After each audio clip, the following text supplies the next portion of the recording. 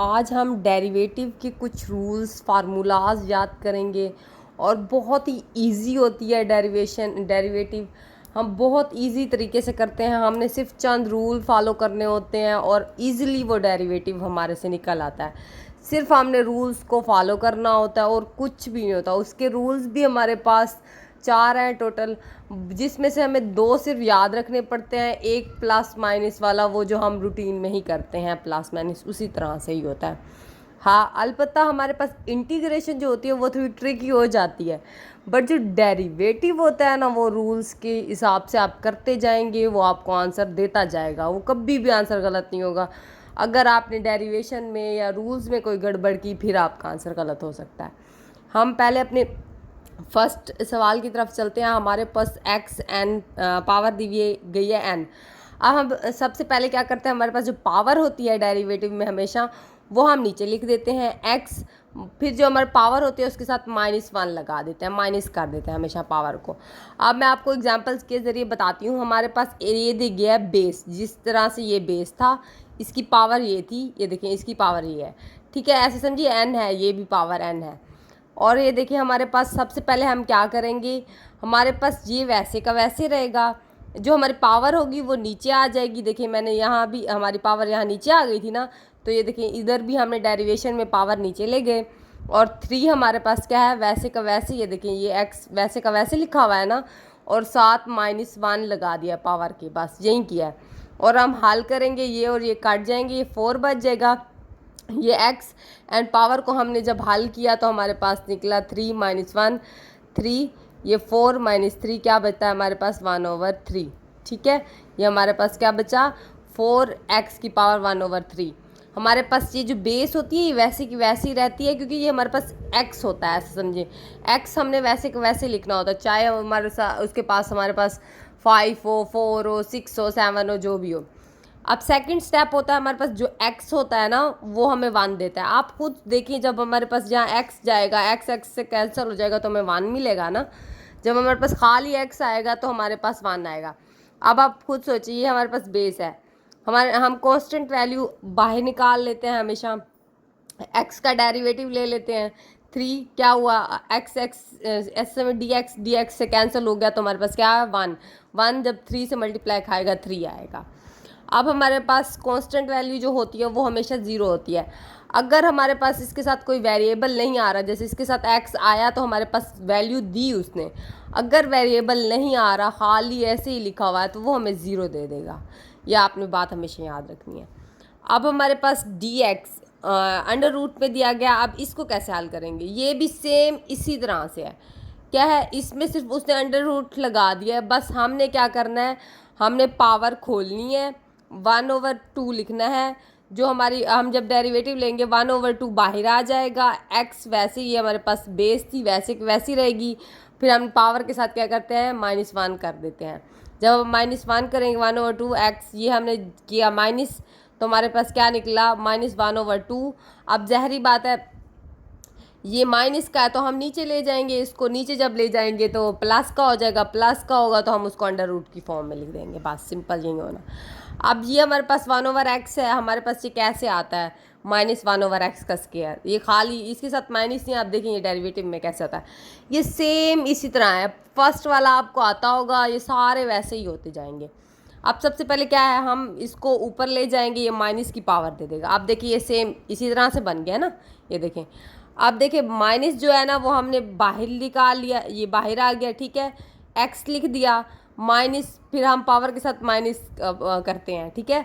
Power के साथ और -1 लगा दिया हमने, लगा देते हैं हमेशा ही। अब देखिए ये हमारे पास -1 वैसे का वैसे, इसकी पावर क्या हो गई -2 हो गई। और ये माइनस वैसे का वैसे रहेगा। हम इसको, ये माइनस था हम इसको नीचे ले गए, पॉजिटिव कर दिया तो हमारे पास ये आंसर आ गया। देखिए सेम और सेम, बस यही था। और अब हमारे पास जब एक्सपोनेंशियल वैल्यूज़ आती हैं वो बिल्कुल उसका डेरिवेटिव क्या होता है, सिर्फ वो वैसे की वैसी लिखी जाती हैं।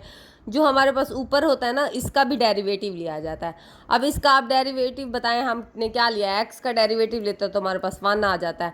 अब मैंने आपको इधर कुछ थोड़े चेंज करके एग्जांपल बताइए। अब देखिए ये हमारे पास 5x दिया गया है, हमने डेरिवेटिव ये वैसे का वैसे आता है हमेशा एक्सपोनेंशियल में, पहली वैल्यू वैसी की वैसी लिखते हैं, जो उसके ऊपर पावर बनी हुई होती है उसका भी डेरिवेटिव लेते हैं। अब इसका पावर का डेरिवेटिव लिया मैंने, ये वैसे की वैसे आ गई हमारे पास। पावर क्या है हमारे पास 5 आएगा, ये देखें हमने अभी यहाँ हल किया था, ये देखें हमारे पास क्या आया था 3।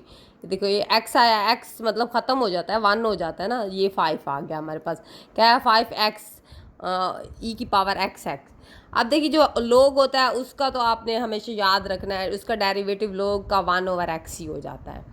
अब सेकंड हमारे पास आता है जब हमारे पास बेस के ऊपर कोई वेरिएबल दिया गया हो, कांस्टेंट वैल्यू, कांस्टेंट हमेशा याद रखिएगा, कांस्टेंट वैल्यू के ऊपर कोई बेस दी गई हो, पावर दी गई हो, तो हमें उसको कैसे करना है। हमारे पास अगर कोई बेस दी गई है तो हम वैसे का वैसे फंक्शन लिखेंगे, साथ लोग लगा के फिर हम नीचे वाली बेस लिख देंगे। अब यहाँ मैंने आपको हल करके दिखाया, 5x ऊपर लिखा हुआ था, ठीक है। हमने पहले देखें, ये देखो ये पहले वैसे का वैसे लिख दिया, फिर हमने लोग लगाया, हमारे पास बेस क्या थी 5 थी तो हमने 5 लिख दिया। अब सेकंड इसकी बात करते हैं तो हमारे पास साइन याद रखिएगा, ये चीज़ें याद रखने की हैं आपकी, कुछ मैं आपको बताती जाऊंगी। साइन हमारे पास कोज हो जाएगा, हमेशा जो कोज होगा वो माइनस साइन होगा। अब मैं आपको इन चीज़ों में बताती हूँ कि डेरिवेटिव में आपको कहाँ माइनस लगाना है। आपने हमेशा याद रखना है जहाँ पे सी होगा डेरिवेटिव में, जहाँ सी से स्टार्ट हो रहा होगा उसके साथ माइनस लगेगा। जैसे ये देखें सी आ रहा है तो हमने आंसर में माइनस लगाया, यहाँ भी सी आ रहा है, ये देखो माइनस लगाया, जहाँ भी सी आ रहा है माइनस लगाया, बाकी जहाँ भी होगा वो पॉजिटिव हो जाएंगी वैल्यूज़।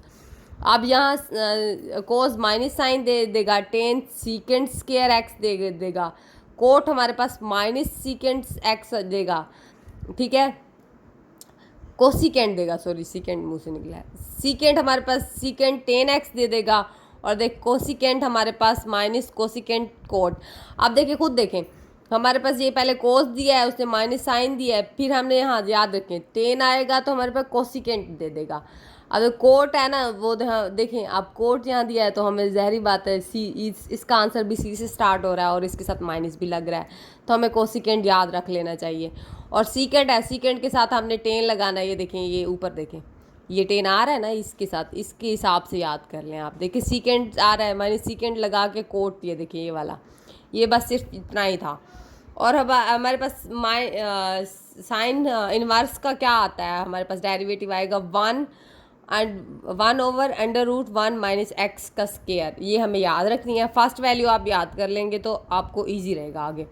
अब जब हमारे पास कोसिकेंट आएगा, ऊपर देखिए माइनस लगाया था ना जब सी स्टार्ट हुआ था, इधर भी ऐसे ही है माइनस लगाया, बाकी सारी वैल्यू सेम हो गई।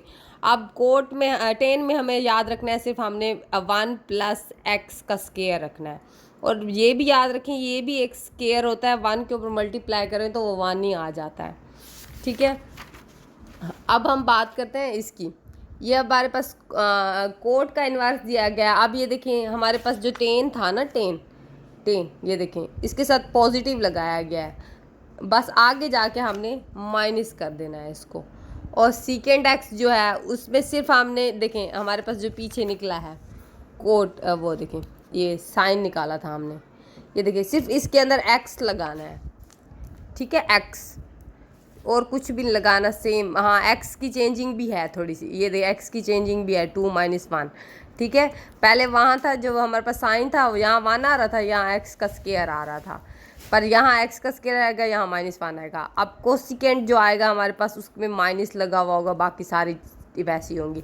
अब देखिए ये देखिए जहाँ सी आ रहा है माइनस आ रहा है, जहाँ भी सी आ रहा है माइनस आ रहा है, जहाँ भी सी से स्टार्ट हो रही है वैल्यू माइनस दे रही हैं। बस चंद रूल हैं जिसको हमने याद करके, मतलब 4 ही रूल है मैक्सिमम, आपको सिर्फ ये रूल याद करना पड़ेगा, बाकी बहुत इजी हैं। और मुझे नहीं लगता कि अगर आप इस रूल्स को फॉलो ना करके चलें, अगर फॉलो किया तो आप मीन्स आपका आंसर गलत हो ही नहीं सकता, मैं इस चीज़ की गारंटी दे सकती हूँ। बाकी अगर आप लोगों ने रूल्स को गलत फॉलो किया तो वो फिर आपका सवाल गलत हो जाएगा। हाँ अलबत्ता ये होता है इंटीग्रेशन में हो जाती हैं कुछ चीज़ें। अब इसको देखते हैं, फर्स्ट हमारे पास डेरिवेटिव है, ये कांस्टेंट वैल्यू होती है। कांस्टेंट वैल्यू क्या होती है हमारे पास 2, 3, 4, 5, 6, 7 इस तरह की कांस्टेंट होती हैं, और ये वेरिएबल्स होते हैं।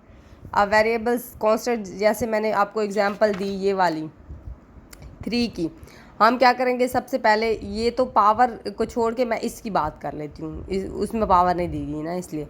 अब ये 3 हम बाहर लगा लेते हैं और जो वेरिएबल होता है उसका डेरिवेटिव ले लेते हैं 3। अब जो वेरिएबल होगा स्क्वायर भी आ सकता है, जैसे यहाँ भी हो सकता है। यहाँ हम 3 को बाहर रख सकते थे पर इधर जगह की स्पेस नहीं थी, तो बात एक ही हो जाती है। ये हम बाहर रख के इसका डेरिवेटिव ले लेते हैं एक्स की वेरिएबल का 4/3। अब देखिए 4/3 बाहर आ जाएगा, एक्स आ जाएगा, फिर जो पावर होगी उसके साथ -1 हो जाएगा। आंसर यहीं का यहीं देगा हमें, बस यही है। कांस्टेंट वैल्यू को हम बाहर रखेंगे और डेरिवेटिव लेंगे वेरिएबल का। अब सेकंड इसकी बात कर लेते हैं।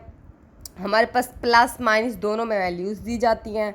अब प्लस माइनस में हमने क्या करना होता है, दोनों का डेरिवेटिव लेना होता है। इसका भी डेरिवेटिव ले लिया, इसका भी डेरिवेटिव ले लिया। अब मैं आपको एग्जांपल बताती हूँ। यहाँ से हमने लिया था, यहाँ पे ये देखें हमारे पास ये था, मैंने ये देखिए प्लस दिया हुआ है, इसका भी डेरिवेटिव लिया हुआ है, इसका भी। आप देखिए साइन का हमारे पास क्या आता है, कोस आता है, कोस का हमारे पास क्या आता है, माइनस साइन आता है।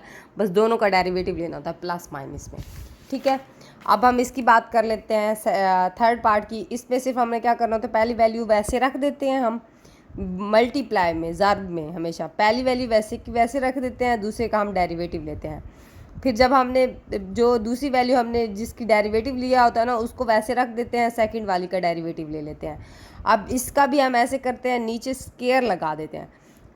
सिर्फ जो हमारे पास तकसीम वैल्यूज़ होती हैं उसमें हम क्या करते हैं, नीचे वाले को स्क्वायर लगा देते हैं, और जो हमारे पास जो स्क्वायर के होते हैं वैल्यू वो हम पहले लिख लेते हैं, दूसरी वाली का डेरिवेटिव ले लेते हैं माइनस लिख के।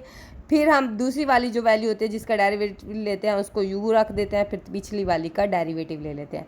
बस यही चीज़ याद रखनी है कि हम जब इसको ऐसे छोड़ देंगे, ये इसको वैसी वैल्यू लिख देंगे।